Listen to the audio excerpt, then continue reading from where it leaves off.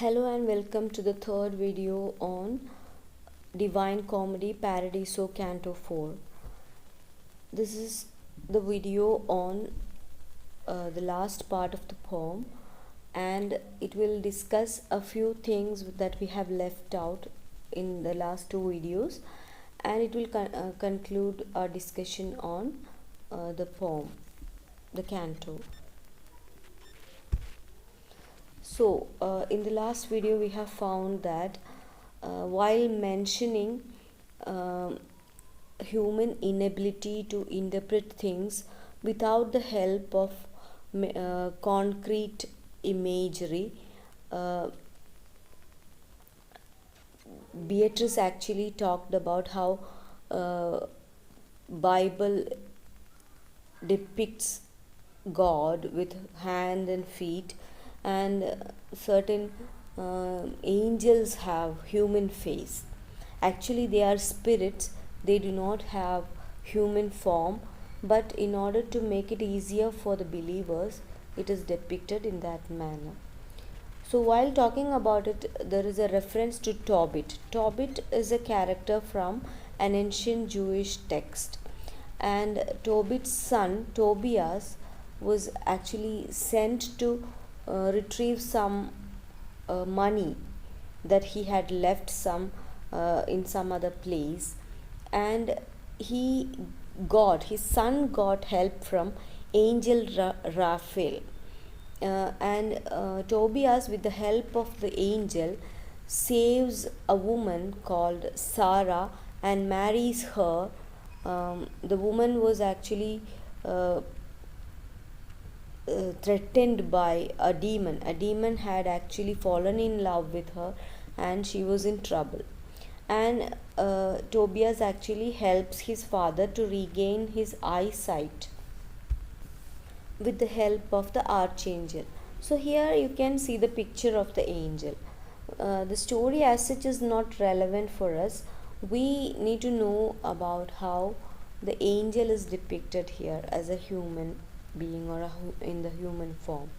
So Beatrice was referring to that when she talked about Tobit. Now, the second thing that comes into our mind is that actually we have discussed the two questions, and we already know that the first question that came into Dante's mind was kept aside, and the second question was answered first.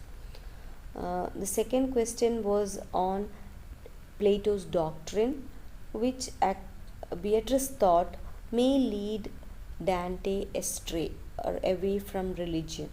So that's why she chooses to answer that first. Then comes the first question. First question is on the punishment or the treatment given to the two souls of Picada and Constance in heaven. Why they are punished for the faults of other people around them. That was the second question, and Beatrice answers it after the other one. But why is it so? Why does Beatrice think this question about Picada and Constance as less envenomed? The answer is that Picada and Constance was treated without justice, or there was improper justice for them. That doubt came into Dante's mind because he had faith in God, according to Beatrice. A person without faith will not question the justice of God. So there is no threat of heresy. It only comes from his mind, which is not able to grasp the power of God's decisions, or the justice in heaven may seem unjust to a human being. So this question comes from faith, not from heresy or heretic declension. That was why she thought it was less dangerous. Now, while referring to Piccarda and Constance, two characters are mentioned by Beatrice. Like when she said that Piccarda and Constance could not hold on to their will, like Saint Lawrence and Mucius Scaviola. Uh, why these people are mentioned? According to legend, this Mucius Scaviola, he was a youth in Rome, and when Rome was besieged, um, he was among the soldiers, and he was determined to kill the enemy king, but he could not kill him. He was held captive, but to show his perseverance, he kept his hand in the fire, and his perseverance and his fortitude actually made the king to release him, to set him free. And it was said that the king decided to get away from Rome also. So that's the relevance of this person, because he had a strong will. He was able to burn his hand in fire. So let's have a look at the picture. Just see this picture, above picture, where this young man is burning his own hand without any fear. So they could have stood firm like Mucius, according to Beatrice. Piccarda and Constance could have been stronger. And next she is referring to Saint Lawrence. Saint Lawrence was an ecclesiastical person, and he was killed for giving alms to the poor. He actually spent all the money the church had to the poor people over there, and he was executed. So though it was believed that he was beheaded, there were other popular belief that there was a belief that he was burnt on a grill, like some food item, and he is actually considered as the patron saint of cooks, because there is an saying that while he burnt one side, he told the people that I'm cooked on one side, you can turn me around and eat. So this was considered as a comic and also a brave comment. So he is also considered as the patron saint of comedians. So that's why these two characters are mentioned by Beatrice, because even while physically suffering a lot of pain, these people stood guard. They were ready to hold on to what they believed in, their belief actually. So that's why they are referred to. So what she says is that even under force, a will is still held responsible for yielding. A will shouldn't yield. You can always hold on to your will. Piccarda and Constance, after all, could have chosen to flee when pressed. They could have run away instead of getting married. They could have been as steadfast as Saint Lawrence or Mucius. Now there is another reference to Alchemine. Alchemine is a Greek mythical character. He was the son of Eriphyle. So why he is mentioned here is that Beatrice says that when you do something wrong, your justification for doing it won't make amends actually. So you may be afraid of something else, that your willpower is lost, and you commit something that is against your will, but that cannot be justified according to Beatrice.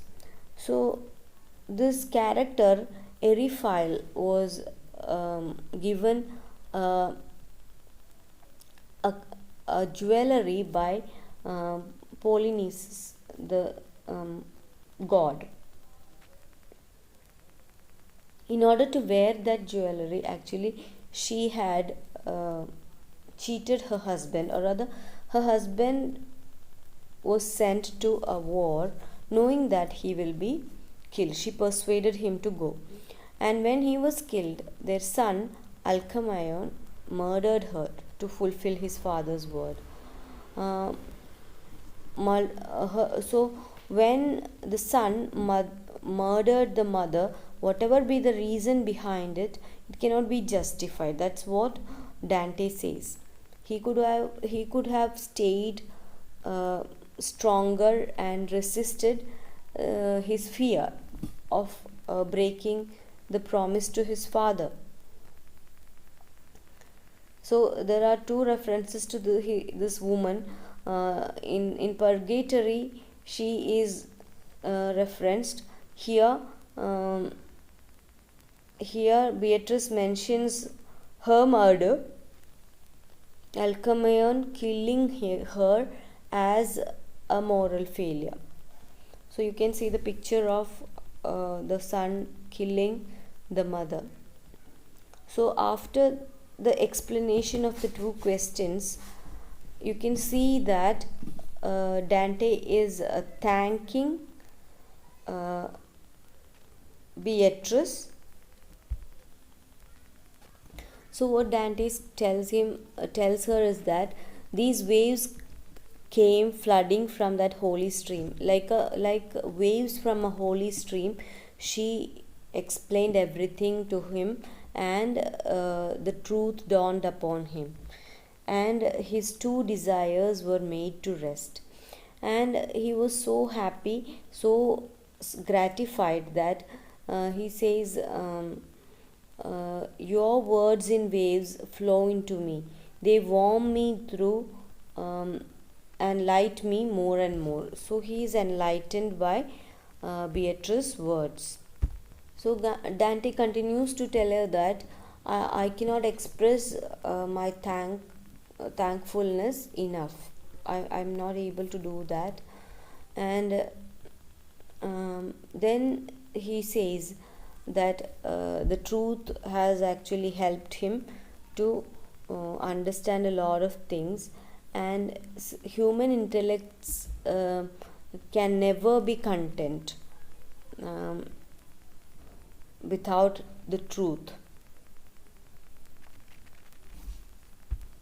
So ultimate truth will only make the mind of a human being peaceful.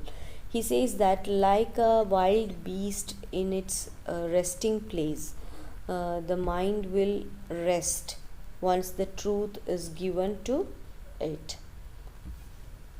Dante continues to say that when one doubt is cleared, new doubts sprout like new shoots. So he is eager to know a few more things, and he is about to ask them to Beatrice. He says, since it's not clear to him, can she help him by answering? So his third question is related to what he was talking about, Piccarda and Constance. He asked whether a broken vow, a vow that is going unfulfilled, can be compensated with something else.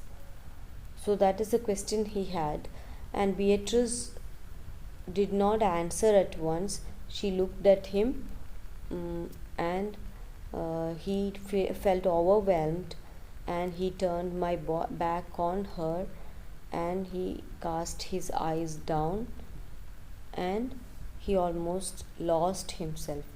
So the answer to his question is given in the next canto by Beatrice, which actually is that one cannot make amends once vows are gone unfulfilled.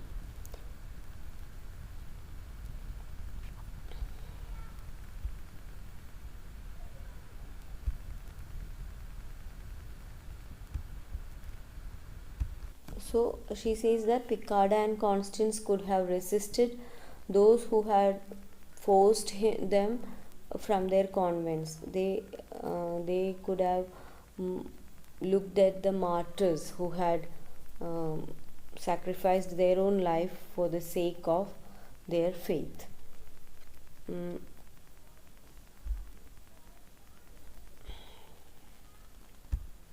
one cannot uh, lose his will or uh, give consent even if it is based on fear.